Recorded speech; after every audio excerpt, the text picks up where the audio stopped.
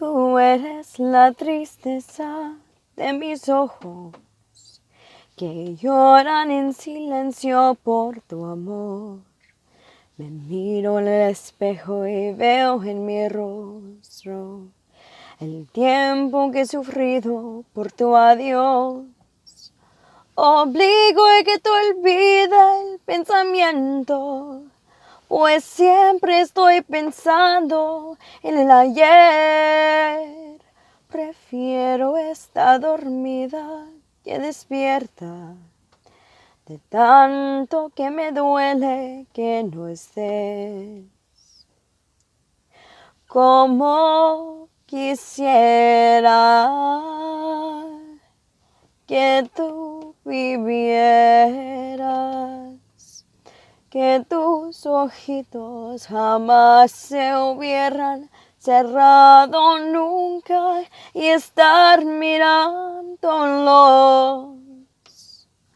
Amor eterno e inolvidable, tarde o temprano estaré contigo para seguir amándonos.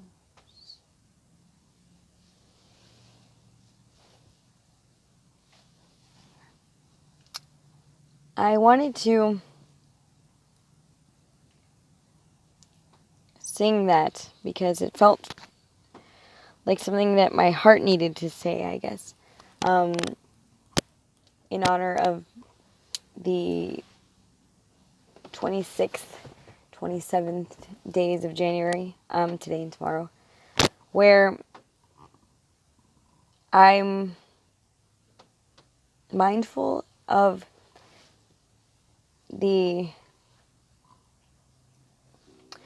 where I try to be mindful of the gift of the organ transplant and the gift of life, and that someone is grieving, and now so am I. So it's a little bit of a weird situation, because this was a day in 2006 that I had a really hard time processing. On one hand, I was very happy, but okay, I shouldn't say on one hand. It was my happiness or my gratitude and my relief for the transplant news was tempered with this very still feeling of awareness that the thing that we were trying to avoid, my brother dying, happened to someone else. And so it almost didn't feel quite like a celebration, because, if I remember thinking, some kid just died, and I'm happy because my brother's not going to. But I guess to me it was like, if we're trying to avoid someone dying, I mean, it still happened. It may not have been someone I knew, but it was someone that they know, I guess.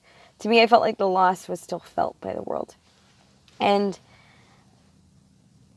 I didn't know how to feel. And I remember I asked Santa Claus to bring my brother a heart.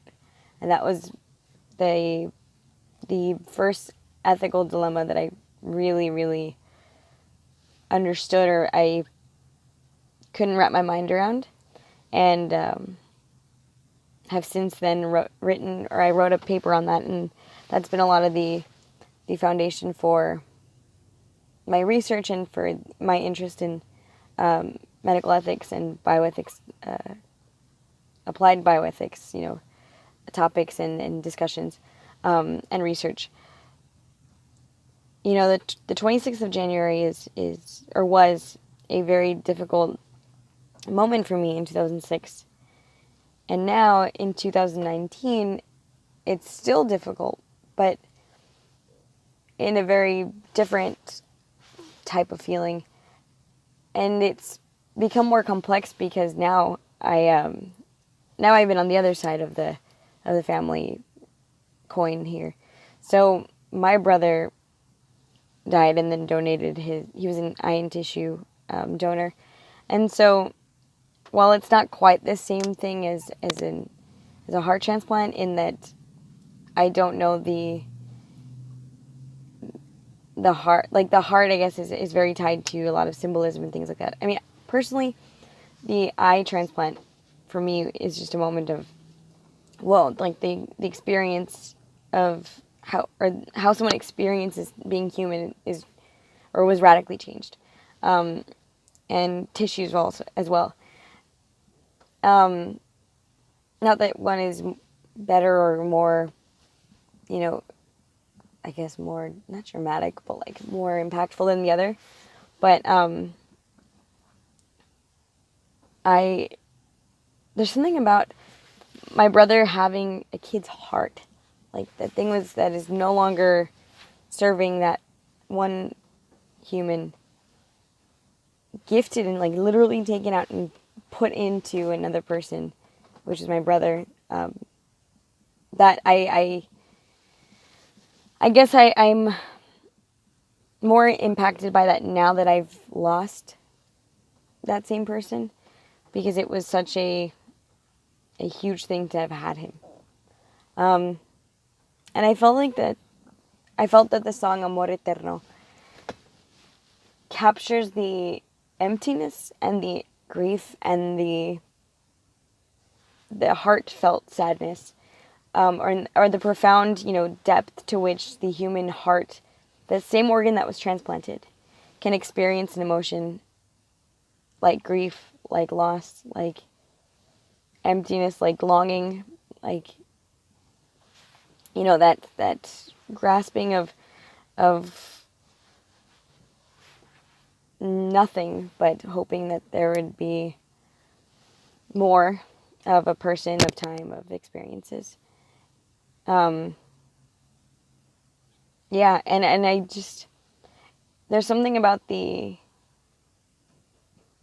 song having been part of my life, growing up, and it always being something I kind of heard and knew the story behind it, and like just or knew the lyrics rather. And then when it became so true, when the lyrics really just, damn, they resonated.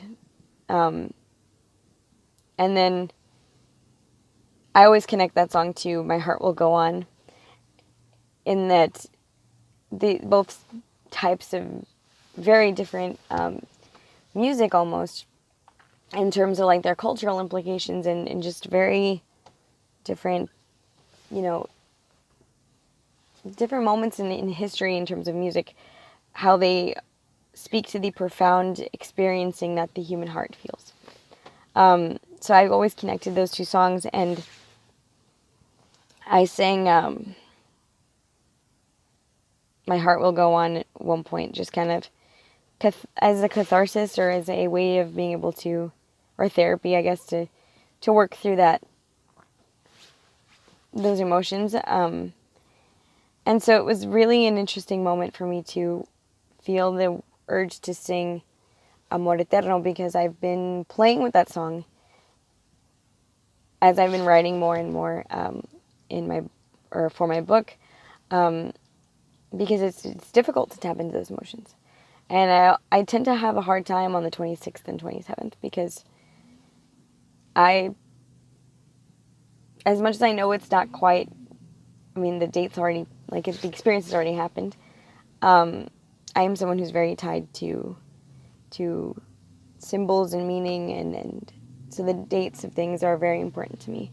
In particular, when people leave this realm of the conscious experience. I guess I just think that, I don't know, humans are able to experience, and that conscientious consciousness has always been something I think very important to me. And now that it's been something that affects my heart tremendously, I want to, I guess, believe, not, I guess I want to feel with those symbols, or I experience those symbols, more fully. There's nothing quite like a very powerful emotion, and being able to just sing it, if that makes sense, for me, that I just need to do. So, yeah, these are just a few little thoughts on today. I wish I was a little bit more eloquent, but it's not happening today. Not that it necessarily happens in general, but yeah, I felt like I wanted to start the process of, or rather, I felt that I wanted to continue the process I've already started, as far as like sharing and becoming a little bit more open about my experiences and my story and things like that, which is why I wanted to make this video. And the reason behind that is necessarily because it is a challenge for me to be able to connect and speak on these matters or these things. And to be perfectly honest, in a lot of ways, I was shut down and very numb to everything past a certain point. And the funny thing about being numb is that you really don't know it. And I became aware of it after my yoga teacher training, or during my training. You know, that I was lacking in the ability to connect. You know, in part, I think it's because, you know, I'm more introverted and that's just me. I'm just built that way. But there was a significant part of me that was not compromised, but that was necessarily changed and will remain changed, having gone through my experiences, especially with losing my brother. And yeah, so I hope to continue to share and express and open up, because I think that human connection and that ability to experience, you know, not necessarily collectively, but the ability to, you know, I guess, take the human experiences that, you know, each individual has and really do justice to the stories and the lessons and the perspective, and most importantly, I think, is the only way to go about living.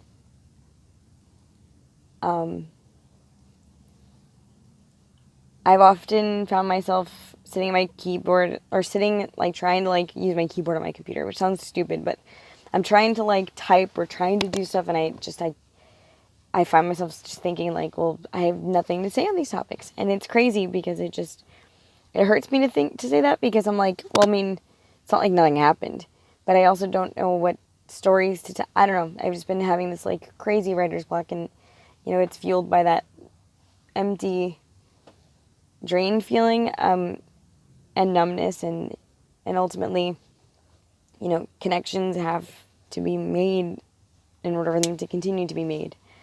You know, it doesn't, I think it would get easier once you've started to connect, but having not been connected, it's a little bit challenging to start.